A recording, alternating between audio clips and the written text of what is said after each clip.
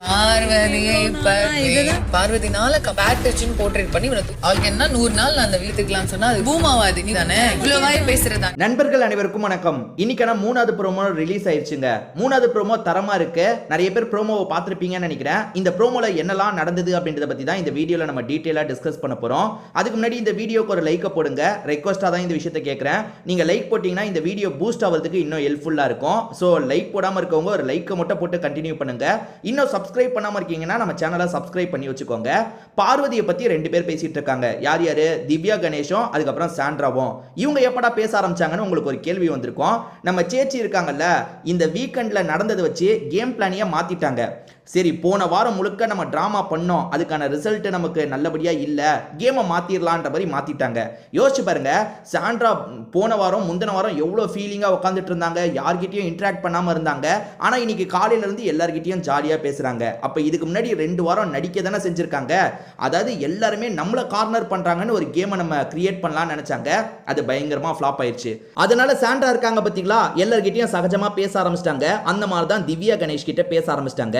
எனக்கு தெரிஞ்சு திவ்யா கணேஷ் இவ்வளவு நாள் கரெக்டா கேமை கொண்டு போயிட்டு இருந்தாங்க. இப்ப சாண்ட்ரா கூட சேர்ந்துட்டாங்கல்ல, சாண்ட்ரா ஏதாவது இவங்களை குழப்ப கூட வாய்ப்பு இருக்கு.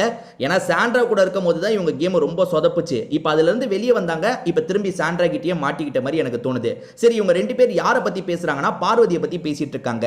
பார்வதிக்கும் கமருதீனுக்கும் காலையில இருந்து ஒரு சண்டை போது பாத்தீங்களா, அதை பத்தி பேச ஆரம்பிக்கிறாங்க. அப்ப திவ்யா ஒரு விஷயத்தை சொல்றாங்க. அது என்னன்னா, வீக்கெண்ட்ல நீங்களே பார்த்திருப்பீங்க, கமருதீன் கேம் எப்படி ஸ்பாயில் ஆகுது, யாருனால ஸ்பாயில் ஆகுதுன்னு கேட்கும்போது நிறைய பேர் பார்வதியோட பேரை சொன்னாங்க. இத பத்தி விஜய் சேதுபதி நீங்க என்ன நினைக்கிறீங்கன்னு கமருதீன் கிட்டயே கேட்டிருப்பாரு. ஆமாண்ணே, சில இடத்துல ஸ்பாயில் ஆகுது எனக்கே தெரியுதுன்னு கமருதீன் சொல்லியிருப்பாரு.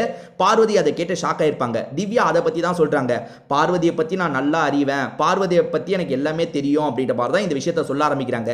அது என்னன்னா, வீக்கெண்ட்ல வந்து எல்லாருமே வந்து பார்வதினால் தான் கமருதீனோட கேம் ஸ்பாயில் ஆகுதுன்னு சொல்லிட்டாங்கல்ல. இப்போ ஏதாவது பண்ணணும்ன்றதுக்காக இப்படி பண்ணிட்டு இருக்கா. அதனால தான் பேட் டச், அவன் தப்பு பண்ணிட்டான் அப்படின்ற மாதிரி அவனை ப்ரொஜெக்ட் பண்ணி வெளியே அனுப்புறதுக்கு ஒரு ஸ்கெட்சை போட்டுட்டு இருக்கா. பார்வதியை பொறுத்த வரைக்கும் ஏதாவது பண்ணணும், ஏதாவது பண்ணி 100 நாள் இருந்துடணும், அதுக்காக எதுனாலுமே பண்ணுவா அப்படின்ற மாதிரி இவங்க சொல்லிட்டு இருக்காங்க.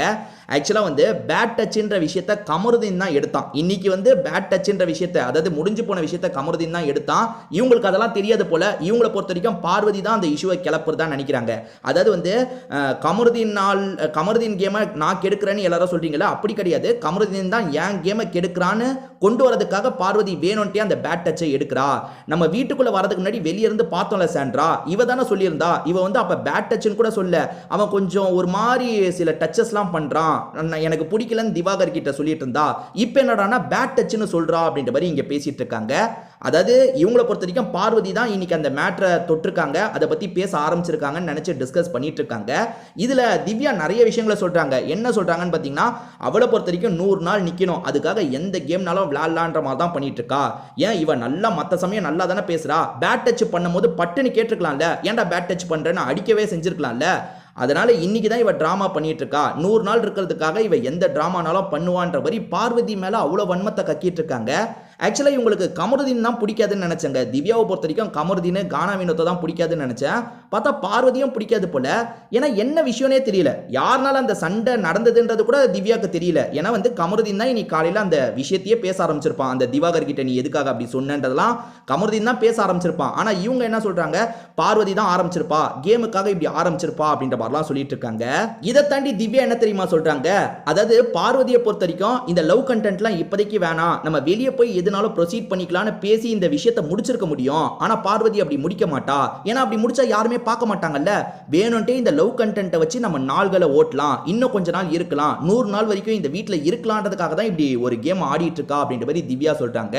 அது பார்வதியோட கேமா கூட இருக்கலாம். ஏன்னா பார்வதி வந்து இந்த லவ் கண்டென்ட்டை வச்சு இழுக்கலாம். ஏன்னா ஆதிரி அதுக்கு தான் ட்ரை பண்ணாங்க, அது ஃப்ளாப் ஆயிருச்சு.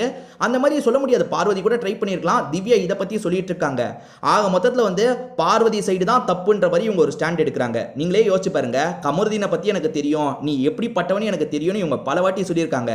ஆனா இந்த இடத்துல கமருதீன் மேல தப்பு இல்ல, பார்வதி சைடு தான் தப்புன்ற மாதிரி சொல்லிட்டு இருக்காங்க. என்னன்னு தெரியல, பார்வதி மேல அவ்வளவு கோவத்துல இருக்க மாதிரி தான் எனக்கு தெரியுது. திவ்யா கணேஷ் இந்த மாதிரி சொல்லிட்டு இருக்கும்போது சாண்ட்ராவும் ஆமா ஆமான்ற மாதிரிலாம் சொல்லிட்டு இருக்காங்க. ஸோ சாண்ட்ரா கூட சேர்ந்ததுனால தாங்க திவ்யா இந்த மாதிரி பண்றாங்க. தனியா இருக்கும் போதே எனக்கு தெரிஞ்சு கரெக்டா இருந்தாங்க. சாண்ட்ரா கூட பேச ஆரம்பிக்கும் போது தான் இப்ப பார்வதியை பத்தி இது யாரவரைய பின்னாடி பேசுற மாதிரி தானே. பிக் பாஸ் வீட்டை பொறுத்த வரைக்கும் எல்லாருமே பின்னாடி பேசுவாங்க. ஆனா திவ்யா கணேஷ் பின்னாடி ரொம்ப பேசாம இருந்தாங்க. இப்ப பார்வதி கிட்ட நீங்க சொல்ல நினைக்கிறத நேரடியாவே சொல்லிடலாமே. இப்ப பின்னாடியில நீங்க பேசிட்டு இருக்க மாதிரி ஆகுது. சரி பாப்போம் பார்வதி கிட்ட மூஞ்சிக்கு நேரம் இந்த விஷயத்த சொல்லி சண்டை போடுறாங்களா இல்லையான்ட்டு.